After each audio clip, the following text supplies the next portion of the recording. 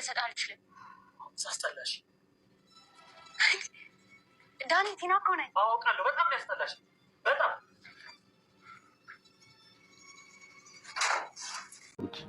አንተ አምሮህን ብታሰፋ ማትገባባቸውና ቶሎ የሚገቡ ብዙ ነገሮች ይኖራሉ። ኤዱን እንዳላጣት ምን ላድርግ? አላውቅም ምን እንዳጣላችሁ፣ ምን ሰፈር እንዳስቀየራት አሁንም አላውቅም። ዛሬ ብቻዬን ጊዜ መውሰድ ፈልጌ ነበር ግን አልተዋችሁም። ትንሽ ደቂቃ ብቻ አባዬ እባክህ። እሺ ምንድን ነው? አባዬ ካሌብን መፍታት አልፈልግም። በእርግጥ አጥፍቻለሁ፣ ተጸጽቻለሁ አባዬ። ታዲያ ምን ልላሽ? አባዬ እባክህ አስታርቀኝ፣ አንተም ይቅር በለኝ። ትንሽ ልጅ ትንሽ እኔ ይቅር ብልሽ ችግር የለውም።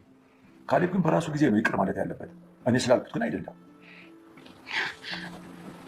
እሺ አባዬ፣ ግን ከዚህም በኋላ ምንም ነገር ቢለኝ እሺ ነው የምለው። በጣም ጥሩ ለውጥ ነው። ብትስማሙ ባትስማሙ ቤትን ለቃችሁ ትወጣላችሁ። እንዴ ቤቱንም አልለቅም። ቤት እኮ የእኔ ነው ቲና። አዎ፣ ግን እዚህ ቤት ብዙ ትውስታዎች አሉ፣ መጥፎም ትዝታዎች አሉ። ስለዚህ እሱን ትታችሁ በአዲስ ቤት ጥሩ ትዝታዎችም ይኖራሉ። አባዬ ይቅር አትለኝም አይደል? ይቅርታና እኔ የምለው ነገር እኮ አይገናኝም። ግን ንገረኝ ካልሽኝ ይቅር የሚልሽ ግን አይመስለኝም። ቆይ አንተም ይቅር እንዲለኝ አትፈልግም? እውነቱን ለመናገር አንቺ ሚስት እንደማትሆኝ እውነቱን አረጋግጫለሁ። አንተም እኮ ማስታረቅ ነው ያለብህ። ሁሉንም ማስታረቅ ይካ አይደለም፣ ማለያየትም የሽማግሌ ስራ ነው። የማይስማሙ ሰዎች ተስማሙ ብሎ ማስታረቅ እንዲጋደሉ ክፍተት መፍጠር ነው። እና እንዳይገሉኝ ፈርተህ ነው?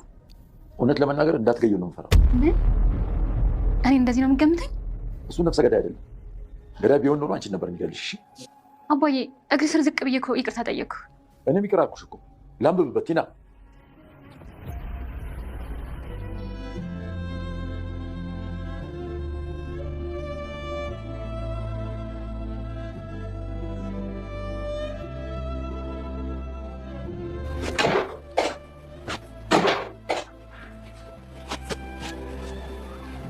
ምን ነው አሽቃበጥሽ? ምን አደረኩ ደግሞ? ቤት ውስጥ የካሌብ ልብስ ብቻ ነው ያለው እና የአንቺና የዳኒ እንዳጥብልሽ ፈልገሽ ነው? ምን ችግር አለው? አረ ትንሽ የካሌብ በእናትሽ። የእሱ ልብስ እንዲህ እያጣጠብሽ እሱን አገኘዋለሁ ብለሽ ነው? አሁን ከዚህ ክፍል ለምን አትወጪም? አንቺ ለምን አትወጪም? እኔማ እኮ አሁን ከአንቺ የተሻለ እዚህ ክፍል የመግባት አቅም አለኝ። ለማጽዳት ነው። ያውልሽ ዋናው እንዳንቺን ለማውስለት አለመሆኑ ነው። ስነ ስርዓት ያልሽ። ቲና የካሌብ አባትን ተንበርክካ ይቅርታ ጠየቀች። ካሌብን መፍታት አልፈልግም፣ አንተም ይቅርታ አድርግልኝ፣ ከእሱ ጋርም አስታርቀኝ እያለች ነበር። የካሌብ አባትም ማለቱን ለመናገር ይቅር የሚልሽ አይመስለኝም እያሏት ነበር። እና አንተም ይቅር አትለኝም? አንተም እኮ ማስታረቅ ነበረብህ እያለች ነበር ቲና። እሳቸውም ማለት ለመናገር አንቺ ምን ሚስት እንደማትሆኝ አረጋግጫለሁ እያሏት ነበር የካሌብ አባት። የማይስማሙ ሰዎችን ታረቆ ማስታረቅ እንዲጋደሉ መተው ነው ይላሉ እሳቸው። እና እንዳይገለኝ ፈርተህ ነው ትላለች። ማለቱን ልንገርሽ እንዳትገዩ ነው የምፈራው ይላሉ የካሌብ አባት። እና እንደዚህ ነው የምትገምተኝ ትላለች። አዎ ልጅ ገዳይ አይደለም፣ ገዳይ ቢሆን ኑሮ አንቺም ነበር የሚገልሽ ይላሉ የካሌብ አባት። ቴና እንደዛ አባትና ልጁን ውጣልኝ ከቤት አባት ግን ይዘህ እያለች ስታመናጭቃቸው የነበረ ካሌብን መፍታት እፈልጋለሁ ስትል የነበረችው ቴና አሁን ደግሞ ካሌብን በጭራሽ አልፈታም ብላ ሙጭጭ ብላለች። ሰላም ጤና ይስጥልኝ ውድና የተከበራችሁ በመላው ዓለም ያለች ኢትዮጵያና ኤርትራውያን ናችሁ። እግዚአብሔር ይመስገን ደህና ነኝ። የግፈኛዋ ሚስትና የሰራተኛዋ ፍጥጫ ክፍል 36 የሚቀጥለውን እናያለን።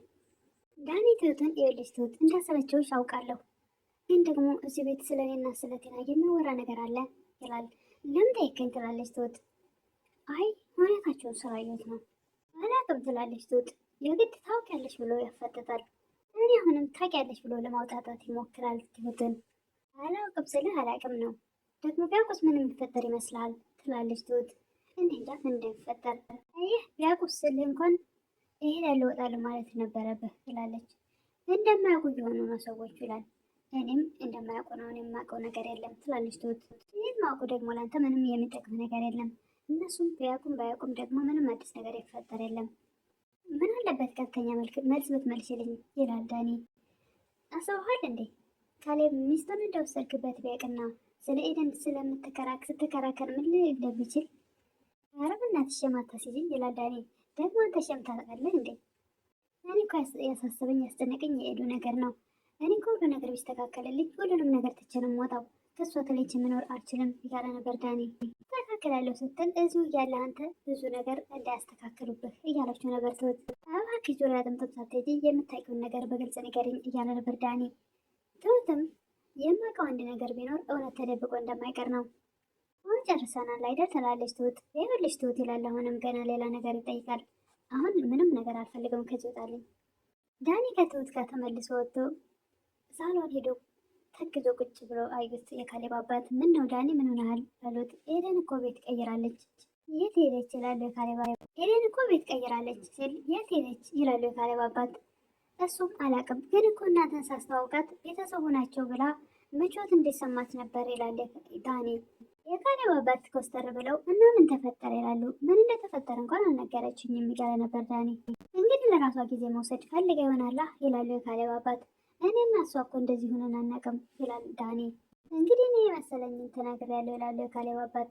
ጎላን ትነግርሃለች እንዴ ይላል። ኧረ እኔ ምንም ነገር አልነገረችኝም ይላሉ የካሌብ አባት። እሺ ወይ አስታርቀኝ ይላል ዳኒ። ተጣልታችሁ ነው እንዴ እያሉ ነበር የካሌብ አባት። ተጣልተኛልሽ መሰለኝ ምክንያቱን ታውቃለህ እያሉ ነበር የካሌብ አባት። እኔ አላውቅም ብቻ ግን ጊዜዬን አቃጥለው ብላ ባይሆን ታዲያ ታረቁ ስል እኮ እኔ ልታገባ ተዘጋጅታል ማለት ነው። እርቅ እኮ እንዲሁ ዝም ብሎ አይደለም እያሉ ነበር የካሌብ አባት። ዳኔም እስቲ ሞክራለሁ ከደወለች እነግራታለሁ፣ ነገር ግን የማስገድዳት ነገር የለም ያሉት ነበር የካሌብ አባት። ቲና ወደ ቤት ሄዳ ካሌብን እንዲፈታ ትፈልጋለህ ትላለች። ካሌብም አዎ እንደውም በፍጥነት እንድትፈችኝ ይፈልጋለሁ። እንደዛ ከሆነ ጥሩ በአንድ ነገር እንስማማ ትላለች ቲና። እሺ በምን ይላል ካሌብ። ገንዘብ ስጠኝ ከዛ ፈታሃለሁ። እሺ ችግር የለውም። እሺ ምን ያክል ብር ነው የምሰጥሽ ይላል ካሌብ። 4 ትላለች። 4,000 አልቀለድኩም። 400,000 ይላል ካሌብ። እየቀለድኩ አይደለም ካሌብ። ቲና አሁንም ካሌብ እየቀለድኩ አይደለም ትላለች። 400,000ም አልፈለገችውም። በትልቁ ነው የፈለግሽው 4 ሚሊዮን። ምን ነው እናንተ እንደዚህ ቀለዳችሁ ይላል ካሌብ። ቁጥሮች አታውቁም ማለት ነው እንዴ? አልገባኝም ትላለች ቲና። እሱም ብር ብትሰጪኝ ለእኔም ጋብቻዬን በትልቁ ደግስ ነበረ ይላታል። እየቀለድኩ አይደለም ትላለች ቲና። ቃልም አንቺ ነሽ የቀለድሽ ያለሽው። በአሁኑ ውጭልኝ ከክላስ ይላል። ውጭልኝ ይላል ደጋግሞ ካሌብ። አልወጣም ትላለች። ኧረ እባክሽ ውጭልኝ ይላል። እንደውም በቃ አልፈታሽም ቢቅር ይላታል። እርግጠኛ ነህ ትላለች። አዎ በክብር ስለማትወጪ ከዚህ በኋላ ግን የሚከተልሽ ይከተልሻል እያላት ነበር ካሌብ። ቲና ወደ ትሁት ጋር መታ አንቺ ባሌ ላይ ምን አይነት መግዛት የሰራሽበት ትላለች። የትኛው ባልሽ ላይ ትላለች ትሁት። ካሌብ ላይ ትላለች ቲና። እንደሱ ላይ ተናገሪ እንጂ ትላለች ትሁት። የምናደድ መስሎች ነው ትላለች ቲና። ልክ ምን አሰብኩ መሰለሽ አንዳንድ ጊዜ ለራስ ስትወጡ የምትለብሺው ልብሶች ልስሽ። ትሁት የረከሰ ልብስም እናውራሽን እንደ ጻድቅ አየሽው ትላለች ቲና። ምንም ቢሆን ከአንቺ አንጻር አይቼው ነው ትላለች ትሁት። ትሁት ያዘጋጀውልሽ ነገር እኔ ራሴ ሳስበው በጣም ያስፈራኛል ትላለች ቲና። ትሁትም እስካሁንም እኮ ሳታዘጋጅልኝ ቀርተሽ አይደለም ፈጣሪ ጠብቆኝ ነው እንጂ በአሁኑ ግን ማንም አይጠብቅሽም ትላለች ቲና። የአንቺ ፎከራ መቼ ነው የሚያልቀው? ይኸውልሽ እዚህ ኩሽና ከቆየሽ በጣም ብዙ የሚታጠብ ዕቃ አለ ተቤት ትላታለች ትሁት። እኔ አላጥብም እንጂ አዎ ልክ ነሽ ትላታለች። ይኸውልሽ ታጥቢያለሽ፣ በግድ ታጥቢያለሽ፣ አለበለዚያ እንዴት እንደማሳጥብሽ አለበለዚያ ወይ ከዚህ ክፍል ውጭ ከዚህ ኪችን ውጭ ትላታለች። ትሁትም አሁን ቲናና ዳኒ ላይ እየተሳለቀችባቸው ነው። ቲና ለዳኒ ተቀይረሃል ትለዋለች። ተቀይረናን በይላል። ተስፋ የላትም ብለህ ነው እንደዚህ ሆንከው ትለዋለች ቲና። አይ ተስፋ መኖር አለመኖር ሳይሆን ያንቺ እንደዚህ መሆን ነው ነገሮች ሁሉ ያስጠላኝ ይላል። አንድ ነገር ማወቅ ያለብህ ምን እንደሆነ ልንገርህ። ሁሉ ነገር ያደረግኩት ለአንተ ብዬ ነው፣ ደግሞ እሱም ስለምወድህ ነው። ብትወጂኝ የማኖረው ቤት ያገኘሽ የመሰለሽ ጥለሽኝ አትጠፊም ነበር። እሱንማ ትንሽ መጥፋት ፈልጌ ነበር ትላለች ቲና። እኔም ትንሽ ጊዜ እፈልጋለሁ አሁን እና እንደዚህ ይሻላል ብለህ ነው ትላለች ቲና። አዎ ይሻላል። እና ዳኒ ይህን ሁሉ የምታገሰው ለምን ይመስልሃል? ቲናም ተንኮሏና ክፋቷ ያልቅምና አሁንም የሞት ድግስ የደገሰች ይመስላል። ከዚህ በኋላ ማድረግ ያለብኝን እኔ አደርጋለሁ፣ ራሴ የመወሰኑን ውሳኔ ወስናለሁ እያለች ነበር። ዳኒም እኔ ከዚህ በኋላ እዚህ ውስጥ አልገባም እያለች ነበረ። በቃ እኔም ከንተን ከዚህ በኋላ አላስገባህም እያለችው ነበር። ትሁት ለካሌብ አባት አባዬ ዳኒ ሁሉንም ነገር እያወቀ ነው፣ አንተን እህትና ወንድም እንዳልሆኑ እንደምታውቅ ሁልጊዜ ለማጣራት እየሞከረ እየጠየቀኝ ነው ትለው ነበር። በቃ አንቺ ምንም እንደማታውቂ ንገሪው፣ አሁን እሱ ሁሉንም ነገር ልክ የሆነውም ልክ ያልሆነው ነው የሚጠራጠረው እያሏት ነበር የካሌብ አባት። ኤደን አብሬ ያልሆንም ካለችው ራሱን ያጠፋል ትል ነበር ትሁት። የካሌብ አባትም ኧረ እባክሽ እሱ ራስ ወዳድ ነው መቼም ራሱን አያጠፋም አባዬ፣ አሁን ግን ነገሮች እየገቡት ይመስላል ትላለች ትሁት። የካሌብ አባትም ነገሮች ቢገቡትማ ቤቱን ለቆ ይወጣ ነበር እያሉ ነበረ። አይመስልሽም ትሁቴ? እነሱ እኮ የሌባ አይነት ደረቆች ናቸው። አሁን ግን አልዋሽም አባዬ፣ ነገሮች ባላወቅነው መንገድ እንትን እንዳይሄዱ እፈራለሁ ትላለች ትሁት።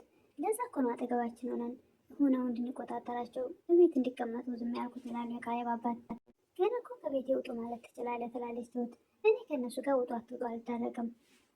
እዚህም ሆኖ አካሄዳቸውን ለውቅ ብዬ ነው ይላሉ የካሌብ አባት። ዳኒ ቴናን ካሌብ በቃ ምንም ነገር ሊያስተካክል አልቻለም አይደል? አንቺም እኮ ግን ያኔ እኔን ጥለሽ መሄድ አልነበረብሽም እያላት ነበረ። ቴናም እንደዚህ ነገር ይፈጠራል ብዬ እኮ አላሰብኩም። እስኪ ግን ስለ ቤተሰቦች ንገረኝ ትላለች ቴና ዳኒን። ዳኒ እኔ ምን ልንገርሽ? እስኪ አንቺም ንገረኝ ስላሳለፍሽ ህይወት ከካሌብንም ከኔም ሳትገናኝ ያሳለፍሽን ህይወት ንገረኝ ይል ነበር ዳኒ። ቲና ምንም የምነግር ነገር የለኝም። ምን እስከዛሬ አልጠየኩሽም። እስቲ አሁን ንገረኝ ያለውን ነገር ስለ ቤተሰቦች ይችላል ዳኒ።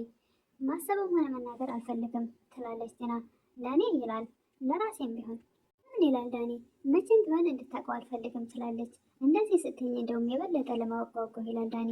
ሁሉም እኮ ድብቅ ማንነት አለው ወይም ደግሞ መናገር የማይፈልገው ስለዚህ ድብቅ ማንነት አለች ማለት ነው ይላል ዳኒ። እኔ ጋ ግን የለም ይላል ዳኒ።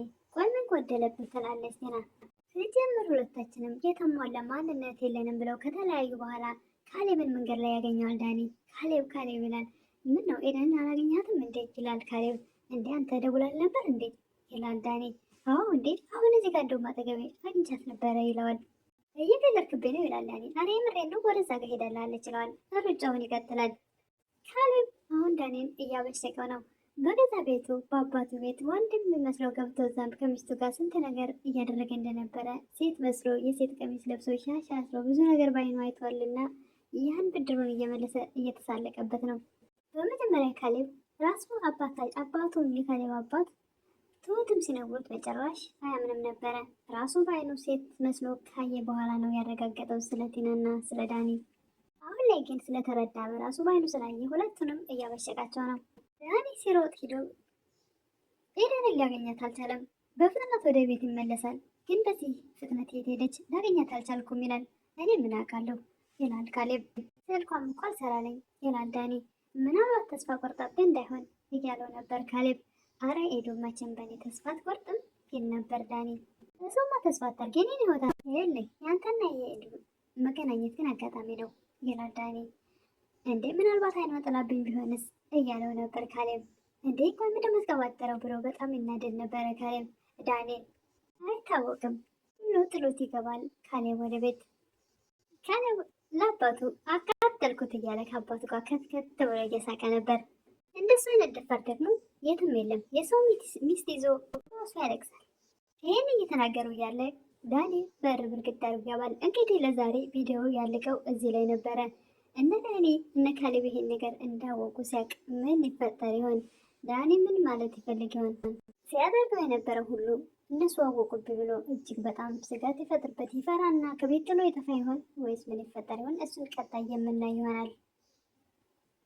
ዳኒ እንግዲህ ካሌብ የራሱን ሚስት ይዞ በገዛ ቤቱ እንደዛ ሲሆን እንደነበረ ወንድም መስሎ ገብቶ ይህን ሲያውቁ ምን ይፈጠራል ብሎ ይፈራ ይሆን ወይስ ከቤታቸው ወጣ ይሆን? እሱ ፈጣጣ ነው። ወይም አሁን እዛው ይቀጥላል። እንግዲህ እሱን ቀጣይ የምናይ ይሆናል ምን እንደሚፈጠር። ለምታበረታቱኝ እህቶቼ ምስጋና ከልብ ነው። አዲስ የሆናችሁ ደግሞ ሰብስክራይብ እያደረጋችሁ ቤተሰቡ ነው አበረታቱኝ እላለሁ። አመሰግናለሁ።